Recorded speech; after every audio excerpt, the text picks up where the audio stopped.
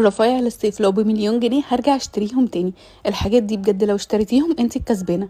الفرشه بتاعت البلاط دي مهما اجرب برجع ليها تاني، بجد عبقريه، بتدخل في اضيق الاماكن وحجمها صغير كده، هي 2 في 1 عشان الجلده اللي ورا فيها دي كمان. وعشان تعرفوا هي ليه رفايع للصيف اكتر من الشتاء، عشان انا بحب ادلق ميه كتير في الصيف وبمسح البيت كده زي ما انتم شايفين، فبالنسبه لي هما بيساعدوني جدا، ما اقدرش استغنى عنهم. كمان بيسهلوا عليا جدا تنظيف البلكونه، ما اقدرش استغنى عنها، سواء هي او المساحه السيليكون دي مبهدلاها معايا والله، لو كانت بتتكلم كانت اشتكت مني من كتر اللي انا بعمله فيها. بستخدمها في اي مكان عندي في البيت، تلم الميه جدا، ما بتسيبش نقطه ميه على الارض بسبب القطعه السيليكون اللي فيها. مهما بجرب برجع لها تاني. اهم قطعه بقى دلوقتي عندي في الصيف هي حامل الكوبايات ده او الديسبنسر بتاع الكوبايات، حطها جنب الكولر عندي، او لو عندكم ديسبنسر في الثلاجه حلو قوي، في 2 عين بيشيل كوبايات كتيره قوي، في 2 عين، ومش شرط الكوبايات الصغيره دي، ممكن تحطوا فيه الكوبايات الكبيره بتاعه العصير دي، بس هتضطروا تاخدوها من لان الفتحه من تحت صغيره. الطبق السيليكون ده بالنسبه لي عبقري، وده ضد الكسر، الماتيريال بتاعته خطيره. جربت واحد قبل كده وللاسف اتكسر مني من اول خبطه، ما بياخدش مساحه طبعا، وبيشيل كم غسيل كتير كمان قوي. لو عندكم بيبي استخدموه